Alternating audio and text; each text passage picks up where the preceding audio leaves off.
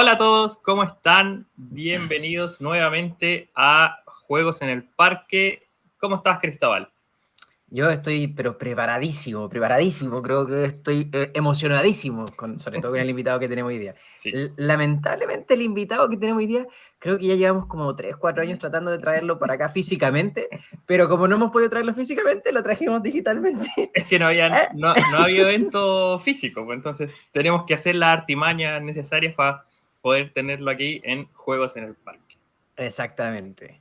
Nuestro invitado es alguien que todos conocen, que todos queremos mucho y es... Si no lo conocen, deberían. Deberían. Actualmente, como dijo Nicolás, nuestro querido director, es el rockstar de Devir, el rockstar de los juegos de mesa. Presentamos a David Esbrí. Un gran aplauso. ¿Qué tal? Pachi. Hola. ¿Cómo estás, David?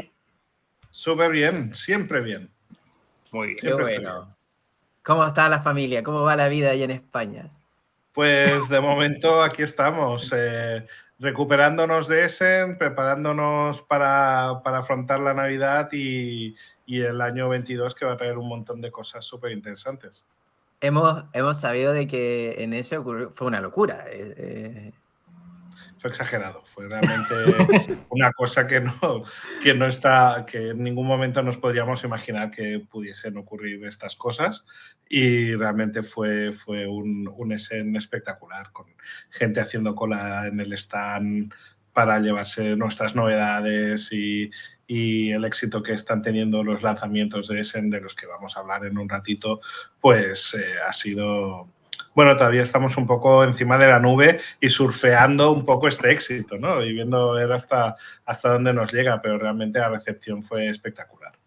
De hecho, nos comentaban ahí que abrieron las puertas y la gente salía corriendo hacia el stand de Devir para poder conseguir una copia de Bitoku. Y había gente que les decía a la gente que estaba ahí, así como, oye, ¿y si me voy a dar una vuelta, alcanzo a volver? Y le decían, no, si tú quieres Bitoku, este es el momento, después te vas a arrepentir. Había que hacer la larga fila en el stand de Devil. Sí, realmente, o sea, llevamos una cantidad de juegos muy grande, o sea, mucho más de lo que hemos traído, combinado con otros muchos títulos en ediciones anteriores. Y la feria de Essen empieza el jueves, y el jueves al mediodía se habían agotado. Y claro, yo recuerdo el primer momento de abrir el jueves, porque teníamos gente que se estaba ocupando de atender en el stand, y de pronto darnos cuenta de que Carlas, nuestro compañero, estaba corriendo arriba y abajo del almacén trayendo cajas y cajas y cajas de Bitoku, y todo el mundo tuvo que dejar de hacer lo que estaba haciendo y ponerse a ayudar a sacar cajas de juegos. Estuvimos calculando que estábamos vendiendo 2,5 juegos por minuto. 2,5 juegos de Bitoku por minuto, o sea, una locura. ¿Y alguna vez habías vivido algo similar? O sea, a lo mejor con Devir otra editorial. No. Es una sensación realmente única, ¿no? Y que de hecho, en este sentido, me supo mal que Germán no pudiese acudir. Germán Millán es el autor del juego, porque yo estoy seguro de que hubiese sido un recuerdo que se hubiese llevado totalmente para siempre, ¿no? Y hablamos de Bitoku como podríamos estar hablando de Luna Capital, porque realmente Luna Capital ha sido un exitazo tremendo en Essen, ¿no? Entonces son dos títulos que lo han partido, que han estado ahí y que han causado sensación, ¿no? Entonces, bueno, ahí ha estado, ya lo hemos hecho una vez, y bueno, vamos a seguir ahí año tras año a ver qué ocurre, a ver qué tal se nos da. Se viene el 2022. Se viene el 2022. Aquí vamos a hacer un par de preguntitas que nos van a ir develando qué se prepara para el siguiente año. Entonces, adentrémonos en las preguntas. Por supuesto. Muy bien. Si bien todos conocen a David, hay cositas que como que a la gente le gusta saber, que así como más específico quizá, o que le gusta, porque como dije, el rockstar de David, todo lo a quieren todos nos conocer. gustó ver el documento, o sea, quiero decir, la historia de Freddie Mercury, Ahora tenemos que Ajá. saber sobre la historia de David Sí, Esbriet. está bien, está bien. Yo me pido que me interprete Tom Hiddleston, ¿vale? Buen cast. Yo creo que el parecido es, vamos, idéntico. Pensé que estábamos con él. Bueno, David, ¿cuántos años llevas trabajando en Devir? Pues ahora en unos poquitos meses se va a cumplir el 6º aniversario. Sexto aniversario. Muy bien, muy bien. ¿Y cómo fueron tus primeros años en Devir? ¿Cómo fue que llegaste? ¿De qué estabas a cargo? ¿O entraste directamente a la edición? Cuéntanos un poquito más cómo fue llegar a Devir hace casi 6 años. Pues digamos que fue un poco la culminación de una relación que llevaba muchos años gestándose con la editorial. Pues nos conocemos desde hace muchos años e incluso en su momento, cuando en otra vida, en otro universo, Devir publicaba cómic en España y yo había dibujado un cómic que publicó Devir. Y aunque fue un fracaso absoluto, la relación siempre fue muy buena con la editorial. Y además, pues más allá de la relación profesional, pues siempre ha habido una muy buena relación personal, pues con Xavi, con Joaquim y con toda la gente de la oficina, ¿no? Entonces, pues bueno, avatares del destino a mí me llevaron a trabajar en otros sitios, como Games Workshop, a tener mi propia empresa de juegos y supongo que llegó el momento en que se gestó la tormenta perfecta, en la cual pues Devir necesitaba alguien que pudiese asistir a Xavi en el departamento editorial y realmente era un buen momento para mí a nivel de momento vital y decidimos formalizar nuestra relación, ¿no? Entonces... ¡Give me the ring! ¡Give me the ring! Sí, sí, era Ring on It. Y bueno, al principio, pues eso, siempre he estado en el departamento editorial, en un principio ayudando a Xavi Garriga pues con todas las adaptaciones y las localizaciones de títulos que hacemos como editora. Pero fue una situación un poco de ver que bueno, que era un trabajo que era relativamente, no diré sencillo, porque evidentemente no es un trabajo sencillo, pero que me daba tiempo a pensar y a hacer otras cosas. Y en esos tiempos Devir había empezado ya a publicar algún juego propio, pero de una forma un poco más tímida, ¿no? Existía Sherlock versus Mycroft, que es un juego fantástico que sigue funcionando súper bien desde entonces. Y incluso habíamos heredado algún título de Homolúdicos, que es una empresa que se compró poco antes de que yo entrase, ¿no? Algún juego propio como Dungeon Riders y tal. Entonces, bueno, siempre estábamos un poco pendientes de ver si aparecía algún título que nos pudiese resultar interesante, pero tampoco no sabíamos muy bien para qué, ¿no? Entonces llegó la oportunidad de hacer Checkpoint Charlie, que es un juego de José Antonio Abascal, que es el autor de París. Sí. Y bueno, estábamos con eso y Xavi me ofreció la oportunidad, ¿quieres encargarte tú de desarrollar esto? Dije que por supuesto que sí. Y este fue, digamos, el primer proyecto de desarrollo de juego propio que tomé desde principio hasta fin, ¿no? Entonces, trabajé con el autor, tematizamos el juego, buscamos al ilustrador, en este caso Joan Guardier, que hizo un trabajo excepcional con el juego y digamos que con eso empezó todo.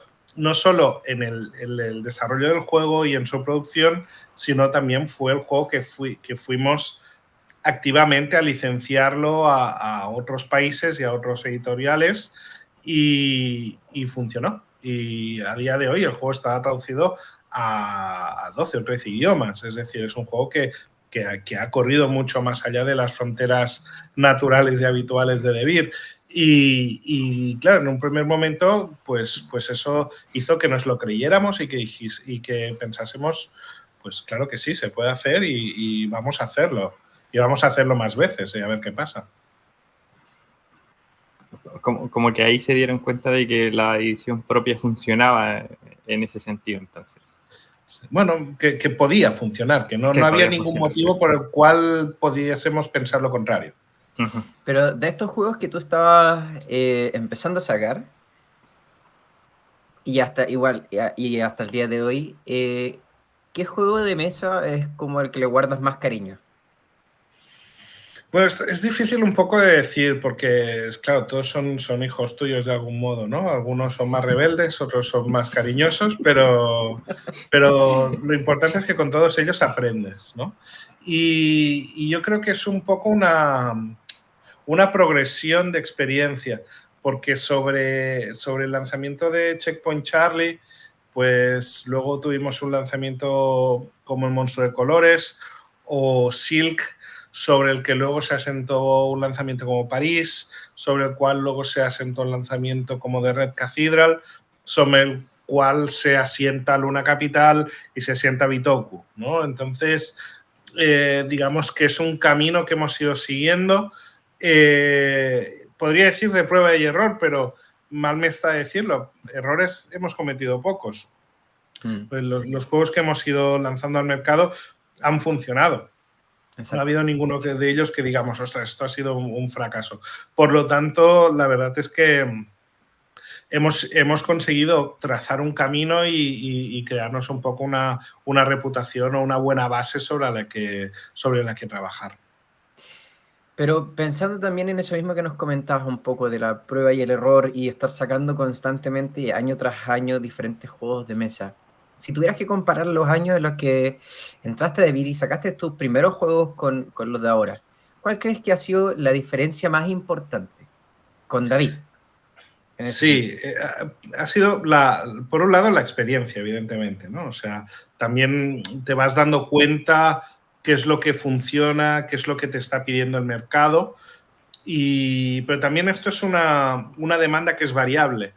Es decir, tú en un momento dado, pues tal vez como la gente no te conoce tanto como editor de juego original, pues tampoco está tan dispuesta a invertir en juegos más grandes, con lo cual es mucho más sencillo sacar juegos tipo filler y todo esto, pero poco a poco, como te vas labrando un nombre y la gente va viendo que el producto que estás sacando es interesante, son buenos juegos, están bien editados, pues te puedes ir animando a hacer cosas cada vez más ambiciosas, ¿no?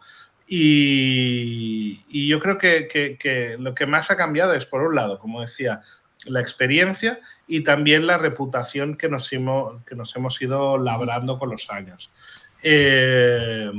Ahora mismo podemos ir a una feria internacional y recibir editores de cualquier parte del mundo que ya conocen nuestro catálogo y que quieren colaborar con nosotros, ¿no? Como en este caso haciendo el camino inverso que lleva haciendo Devir muchos años, ¿no? Como exportadores y como editores de juegos que podemos ofrecer a otros idiomas. Maravilloso. Oye, ¿y tú crees que toda esta experiencia que has reunido tú, Devir, en cuanto a la realización de los juegos de mesa, crees que ha servido o ha funcionado para poder reaccionar y adaptarse en los tiempos de pandemia? Yo creo que son dos cosas. Yo creo que son dos cosas distintas. Es decir, la pandemia es una cosa que nos sucede. Evidentemente no hemos podido planificar nada con ello. Y también el desarrollo de los juegos de mesa es una cosa que se hace a largo plazo. Es una cosa que lleva mucho tiempo. Con lo cual, claro, cuando te pilla la pandemia, ya los juegos ya los tienes desarrollados, por decirlo de una manera. Y cuando estás empezando a salir de ella, que es la situación en la que estamos viviendo ahora mismo en Europa, por suerte, pues claro, ya los juegos los llevas desarrollando durante pandemia, ¿no? Pero esperando que tal vez cuando salgan ya el mundo sea otro, ¿no? Sea un poquito más normal y menos raro. Y así que bueno, evidentemente ha afectado en muchas cosas, pero no es un factor que realmente nosotros tengamos que tener en cuenta de forma activa. ¿Y cuál es tu impresión respecto a la pandemia? ¿Fue beneficioso para la industria de juegos de mesa? A ver, esto es difícil de decir. O sea, la pandemia ha sido una catástrofe, o sea, en todos los sentidos. Que han habido sectores que han salido más airosos que otros, sin duda el juego de mesa es uno de ellos. La situación pandémica, digamos que supongo que ha generado un ecosistema favorable al juego de mesa, pero si pudiera elegir preferiría que no hubiese ocurrido, con lo cual, bueno, ahí está. Bueno, yo me voy a pasar una pregunta que mucha gente nos hace a través de redes sociales, me llegan correos preguntando esto, tengo muchos amigos que me preguntan ¿cuáles son los pasos o protocolos que hoy en día existen para revisar los juegos de mesa que te envían a ti a la editorial Devir? Vale. Protocolo como tal no existe exactamente. O sea, es una cuestión... Hay muchos factores que pueden influir en el hecho de que nosotros veamos o dejamos de ver un prototipo. El primero de ellos puede ser lo ocupado que esté yo en ese momento. Entonces, si me llega un prototipo justo antes de Essen o justo después de Essen, es muy probable que se quede en la bandeja de entrada durante mucho tiempo y tal. Siempre es mejor. Lo que pasa es que, claro, entiendo que no es fácil en todos los países. Pues siempre es muchísimo mejor tener la oportunidad de poderlo ver físicamente. Pero partamos de la base de que esto no va a ser así. En cualquier caso, y hago un inciso, espero que cuando estéis viendo esto o no falte demasiado para ello, ya tenemos una página web en condiciones, al menos en Devir España, y sé que se está replicando en todos los países del mundo, en la cual van a haber unas directrices y unas guidelines para hacer las submissions de juegos. Entonces, cosas importantes. Yo creo que es muy importante ser muy concreto en la explicación. Es decir, explicar qué tipo de componentes crees que debe llevar tu juego, qué tipo de público crees que va a estar interesado en tu juego, y no me vale todo el mundo, porque eso no es verdad. O sea, conoce tu mercado y asegúrate de que sabes a quién se lo estás vendiendo. Y una pequeña descripción de cómo se juega. Estoy hablando de un párrafo y medio. O sea, una cosa muy, muy simple, simplemente para pillar el aire de qué va esto. ¿Qué es lo que hace que tu juego sea especial? ¿Qué otros juegos que yo pueda conocer se parecen y por qué este es mejor o es distinto, ¿no? Entonces, esta pequeña información, lo más reducida posible, ayuda muchísimo. De hecho, ayuda mucho más que vídeos. Últimamente me están llegando muchos juegos en los cuales los autores me mandan un vídeo para explicarme el juego. No puedo hablar por otros editores, pero en mi caso a mí esto me mata, porque significa que tengo que dejar absolutamente todo lo que estoy haciendo para ver un vídeo, aunque sean 5 minutos, son 5 minutos que tengo que dedicarle a ver eso. Entonces, a mí particularmente no me ayudan los vídeos. Yo prefiero ver una hoja en un PDF, en una hoja, simplemente donde lleve esta información básica y alguna cosa que tenga un gancho sobre el que yo me pueda agarrar para ver que ahí hay un juego que podemos llegar a editar. Y bueno, y es esto, o sea, es hacer una buena hoja de presentación, breve, concisa, ocurrente y que te pueda capturar, y tener un poquito de suerte y que podamos verlo bien. Si llegamos al paso de, pues qué bien, qué interesante es esto, entonces es cuando nos ponemos en contacto con el autor.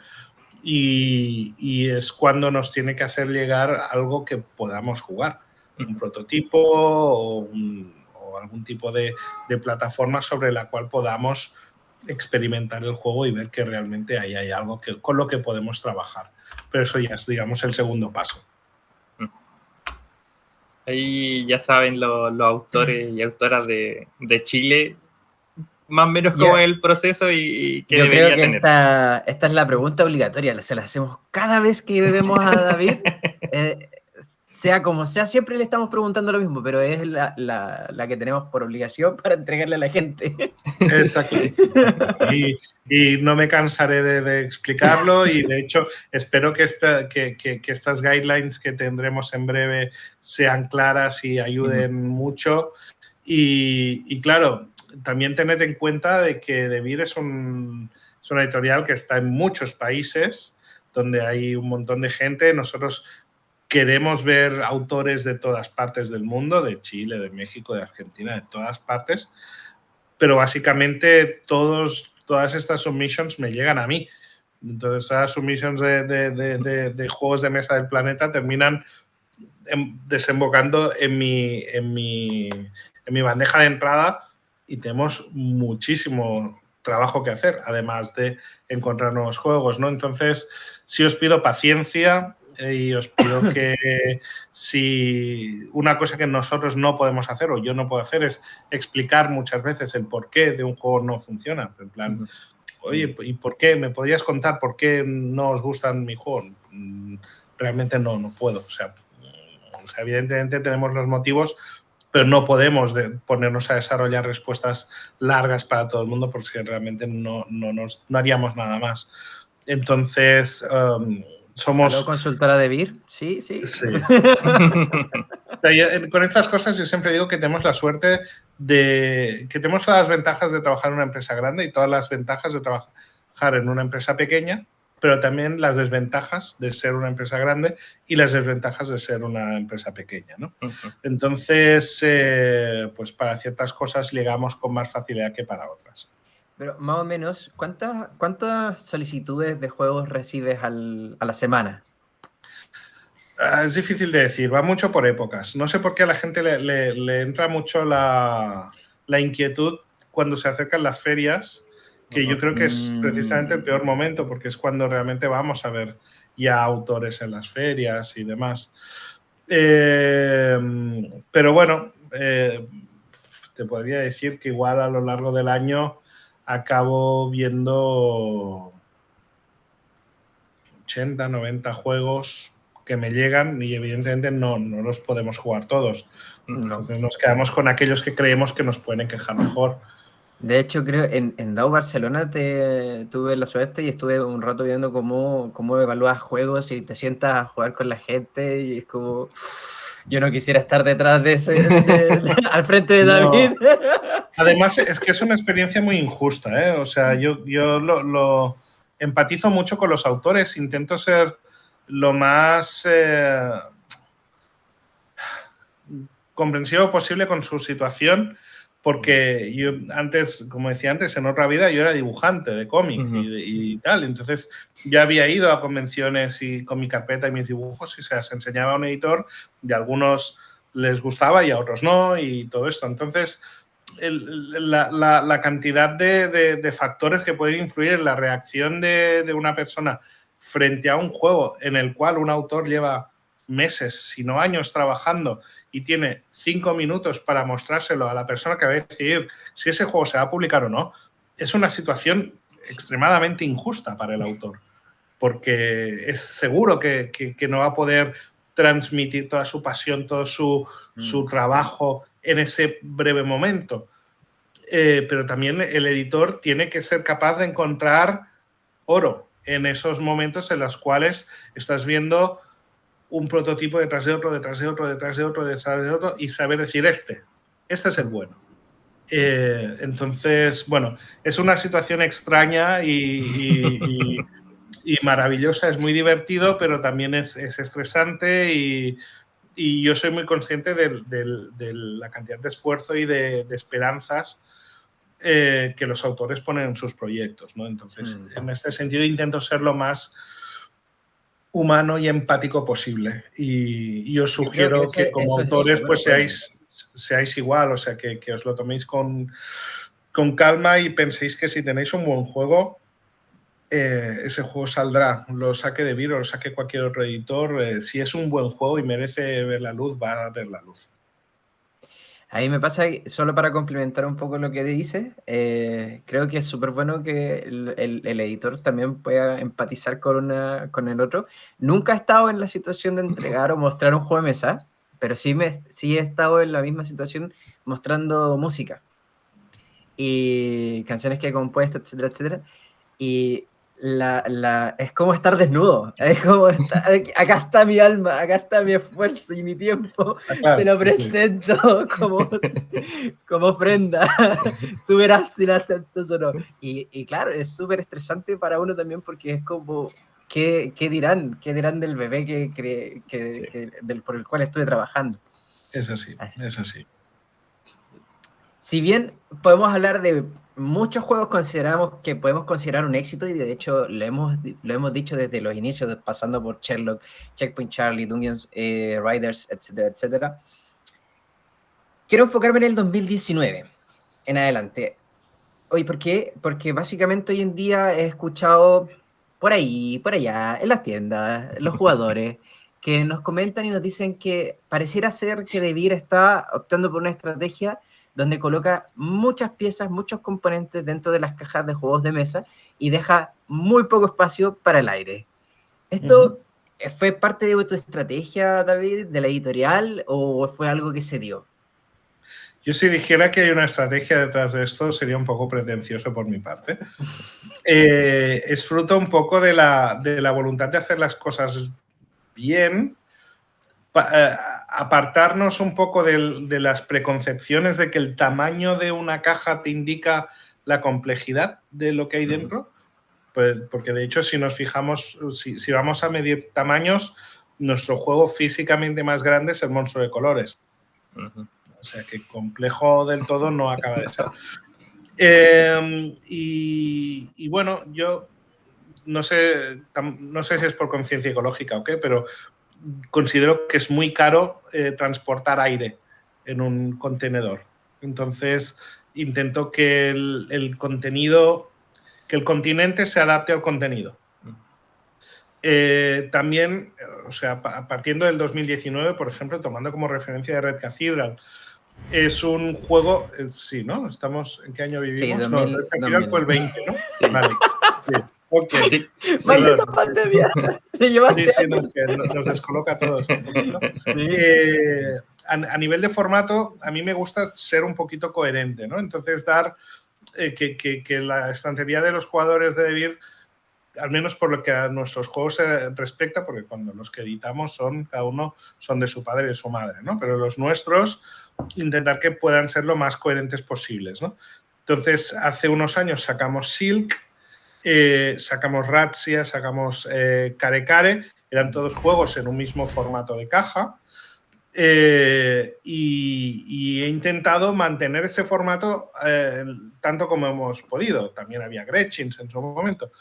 Entonces hemos intentado mantener ese formato. Era un formato que a mí me parece muy cómodo, que me caben un montón de juegos en mi estantería con ese formato, y si puedo llenar esa caja de juego, si que puedo hacer que el centímetro cúbico de esta caja se aproveche al máximo, pues es un formato que quiero mantener. Entonces, The Red Cathedral va un poco por ahí, pero bueno, ya Care Care era un juego que estaba bastante rellenito de material. The Red Cathedral fue un juego que nadie creía que pudiese caber en esa caja. Y de hecho, es que me decían en la oficina, es que David, no te cabe, no puedes poner todas estas cosas. ¿Cómo que no puedo? Pero claro que sí, cómo no. Y incluso cuando fui a hablar con los fabricantes en China, me dijeron que si estaba loco, que no me podía caber todo esto. Les dije, haced una prueba, imprimirlo, bueno, hacer el cartón y meterlo todo dentro de la caja. Pues sí que cabe. Y bueno, esto es un poco una... Sí, no, es que a mí me salían los números. Y con Luna Capital lo mismo. Con Luna Capital tuvimos que ampliar un poquito el formato porque realmente pues, el juego va muy cargado de cartón. Pero dijimos, bueno, pues ya que tenemos que hacer una caja tan grande, pues vamos a aprovechar para rellenarla de cosas y de objetos que sean útiles o sean bonitos o agradables a la experiencia de juego.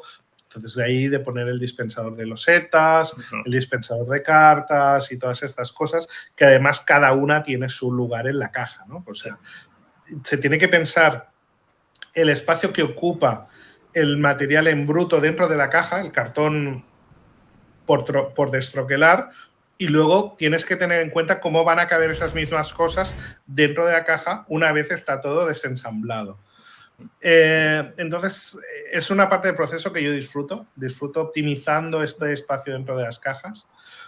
Y bueno, como digo, no es tanto una estrategia como una decisión, diré personal, pero yo vivo en un piso normal, de persona normal, con una superficie muy normal y me cabe en un número determinado de juegos.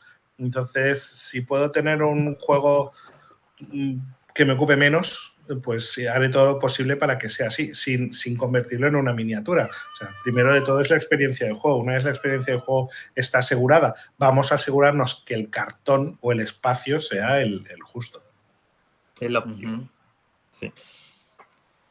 David, y hablando también de estos éxitos que hemos tenido, ¿tú esperabas que el recibimiento de los juegos de mesa como Manescape, Luna Capital y Bitoku fuera tan grande?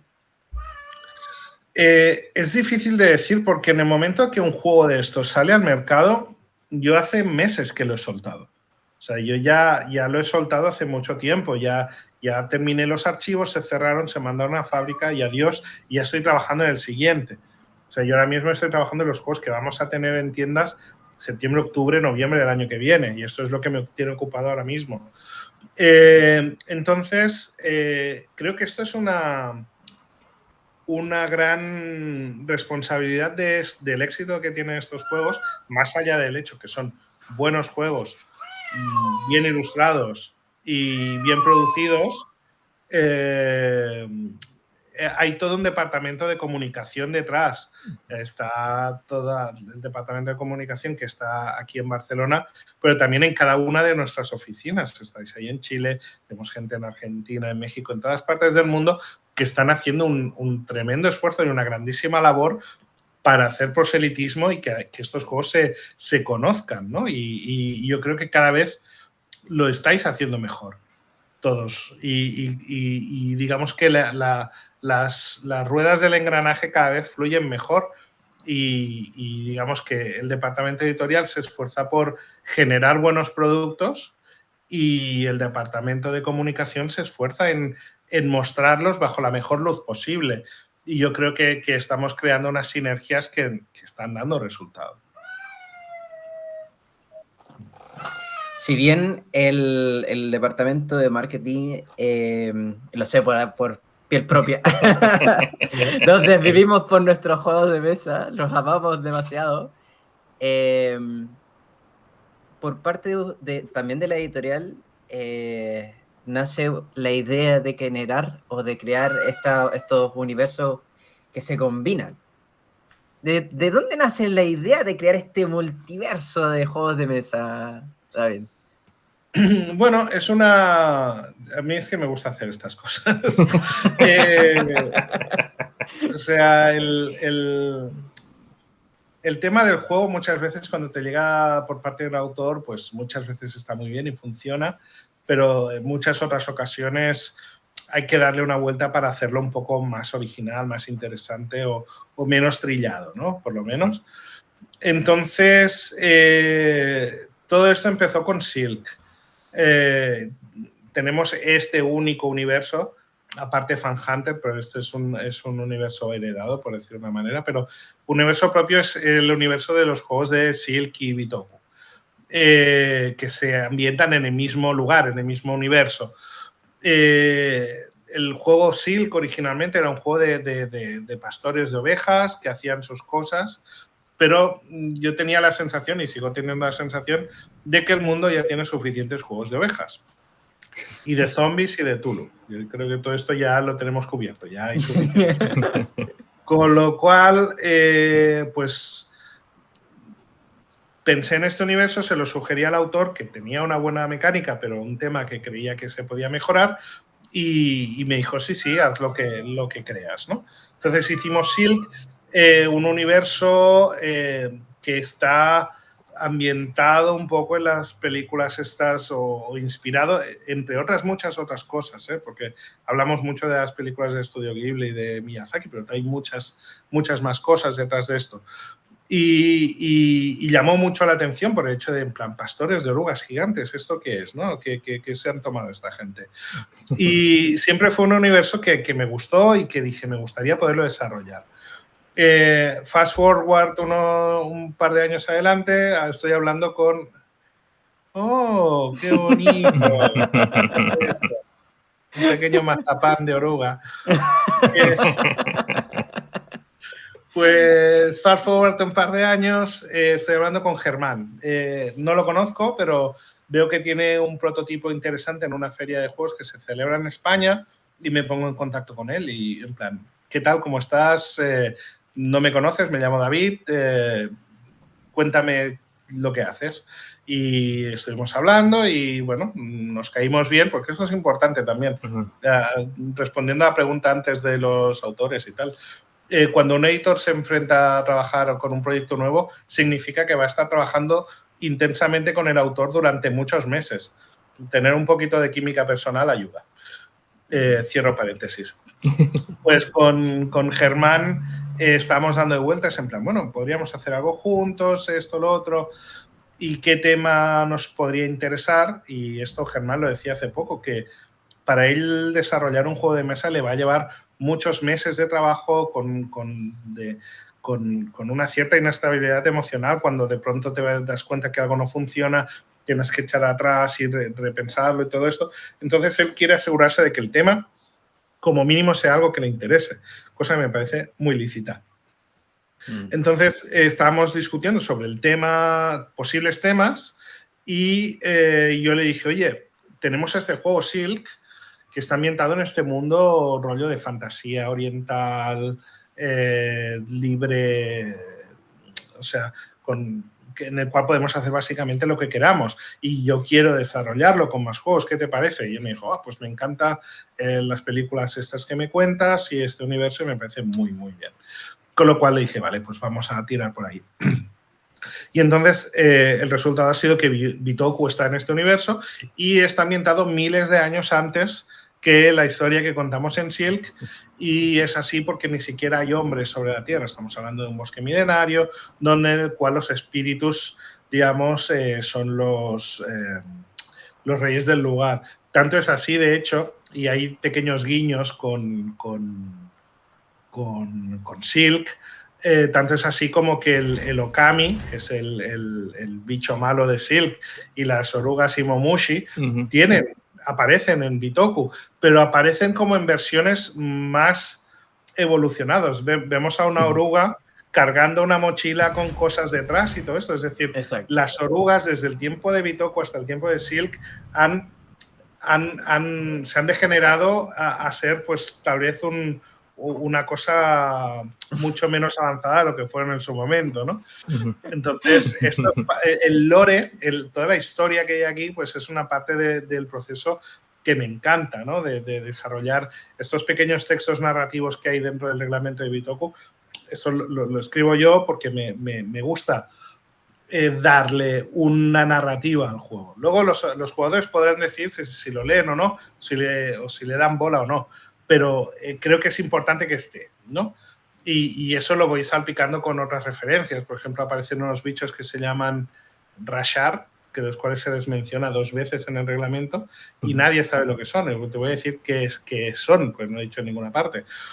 Antes de trabajar en Devir, yo tenía mi propia editorial de juegos y teníamos un juego de miniaturas que se llamaba Carnevale, y habían unos monstruos que eran una especie de profundos de Lovecraft o seres submarinos y tal, que se llamaban los Rashar. Y dije, pues los voy a meter en mi juego. Por ahí hay una pequeña referencia a Rashar. Y como esto, muchas otras cosas más.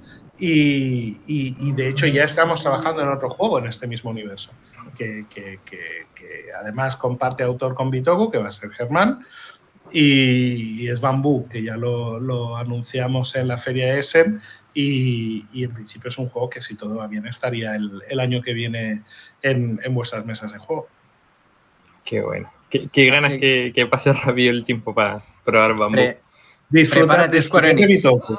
No tengáis prisa, disfrutad del camino. Bitoku es un juego fantástico y toca jugarlo ahora. Sí. Ahora es cuando hay que jugar a Bitoku. Sí, totalmente. Ya se vienen unas partidas. Con todo lo que está diciendo David, prepárate Square Enix, que te está saliendo competencia con tu Final Fantasy, ¿viste? No, vamos con una historia. Yo ya me estoy imaginando un libro, una novela en este universo. Bueno, yo me imagino muchas cosas en este universo. Falta tiempo y la capacidad de desarrollarlas, pero sí. Poco a poco. La película de una novela gráfica. La historia de la oruga y su evolución. Sí, exacto, sí. El camino, como en vez de Wukong, el camino de Wukong, el camino de la oruga. ¿Listo? Bueno, ya hemos hablado de Bitoku, de Luna Capital, de Mazecape, de Red Cathedral en alemán por Cosmos. Yo me imagino que sí, pero yo creo que a la gente le gustaría escucharlo de tus palabras. ¿Crees que este 2021 ha sido un año exitoso para David? Yo creo que no hay otra... Por lo que a juegos propios se refiere, no hay duda de que ha sido así. Como editorial ha sido un muy buen año también, y no estoy hablando solo de los resultados de ventas, sino de nuestra presencia en medios, que esto ha sido una buena labor del Departamento de Comunicación. Nuestros juegos propios, sin duda, están abriéndose camino en muchas partes y están funcionando y están siendo muy apreciados por editoriales en otros países. De Red Cathedral, por poner un ejemplo, desde que salió apenas hace un año, porque lo presentamos al mercado en la anterior feria de Essen, y llevamos más de 60 y pico mil copias impresas en todos los idiomas en un año, que esto es una locura, es una barbaridad. Entonces, sin duda, aunque solo fuera por eso, ha sido un gran éxito. En los lanzamientos de los juegos de este año, Mazecape, Luna Capital, Bitoku, pues sí, fantástico. El año que viene vamos a empezar con la expansión de París, que es un juego que ha sido también, ha tenido una acogida fantástica en todas partes.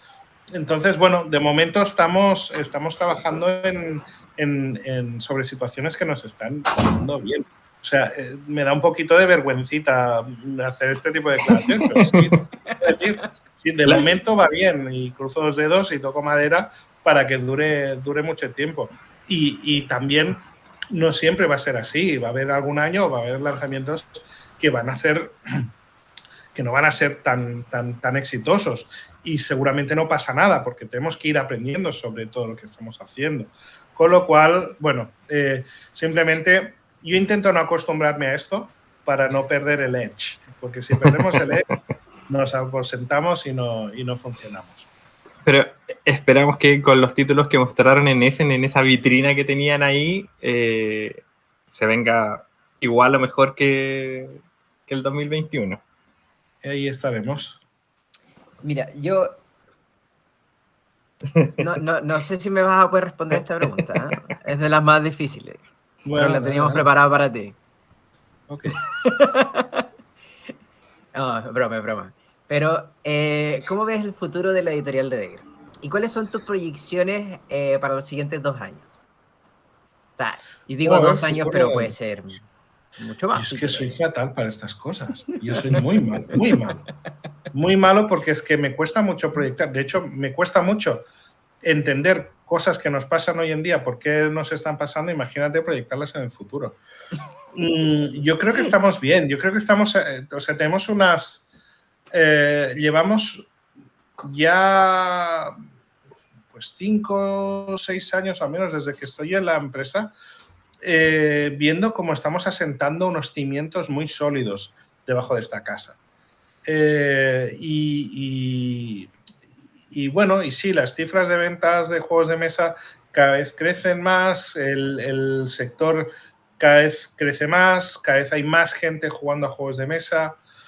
y parece que todavía nos queda muchísimo campo por recorrer, muchísimo, o sea, porque realmente es una afición que es muy accesible para mucha gente y estoy convencido de que hay cientos de miles, si no millones de personas que están a una velada de sentarse a jugar a un juego de mesa y convertirse en aficionados a los juegos de mesa. Con lo cual, yo veo el futuro inmediato y el futuro a medio y largo plazo desde el optimismo más absoluto.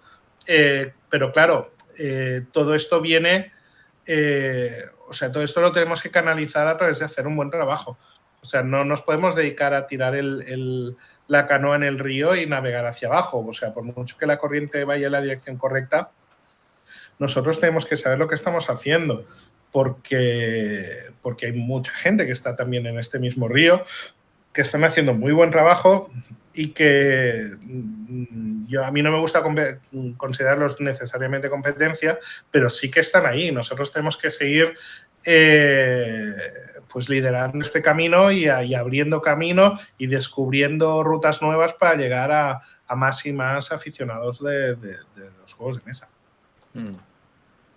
Es verdad. Toda la razón. Lo importante es hacer un buen trabajo. Bueno, y aparte los títulos que estamos sacando como editorial de Vir están maravillosos. No lo puedo dejar de decir. Me gustan mucho. Me gusta que la caja venga llena, me gusta que no tenga aire. Un detalle, por ejemplo, en Luna Capital, me gusta que uno le ponga el protector a la carta, enfundar la carta y quede perfecta en el como stand para poner las cartas. Sí. De hecho, son cosas que hay que tener en cuenta. Yo lo tengo en cuenta, que a la gente le gusta enfundar las cartas y bueno, pues sí, tenemos que tener en cuenta que eso tiene que caber ahí. Es posible que durante los primeros días, cuando las fundas abultan más, que tienen el aire, te salgan por arriba, ¿vale? Pero hay que pensarlas, hay que ponerle peso encima hasta que se queden un poco más chafaditas. No, las mías ya están planitas. He jugado mucho en Luna Capital. Muy bien, fantástico. Pues esa es la idea. Sí, no, tener en cuenta lo que a la gente le gusta hacer hoy en día, ¿no? Con el juego de mesa, que no solo es la experiencia de juego, sino es también el objeto que te gusta coleccionar y guardar, y incluso cuando igual estás en casa y no es una situación de juego, pero te gusta abrir una caja, desplegar los componentes, tocarlos, verlos. O sea, la experiencia sensorial es muy importante. Pensar en cómo vas a utilizar esos objetos durante la partida para que te den, no solo te faciliten la experiencia de juego, sino que te sumen a ella. Yo muchas veces explico el caso de las joyas de Red Cathedral. En muchísimos juegos hay unas pequeñas piececitas de plástico de forma amorfa, de colores, que están muy, muy bien para muchísimos juegos, pero que tal vez pensamos que queríamos algo un poco más especial para Red Cathedral, ¿no? Entonces buscamos esta posibilidad para ver qué tal. Y además, pues eso, evidentemente las piezas de plástico de las joyas de Red Cathedral son muy bonitas. Al menos son mis joyas favoritas de ningún juego de mesa. Podrían haber sido un cartón. Podrían haber sido un cartón, efectivamente. Podrían haber sido un cartón. Incluso con esta forma tan chula que tenía, la primera vez que me las mandaron, eran completamente planas de un lado. Con lo cual, levantarlas de la mesa, a no ser que tuvieses muchas uñas, era muy difícil.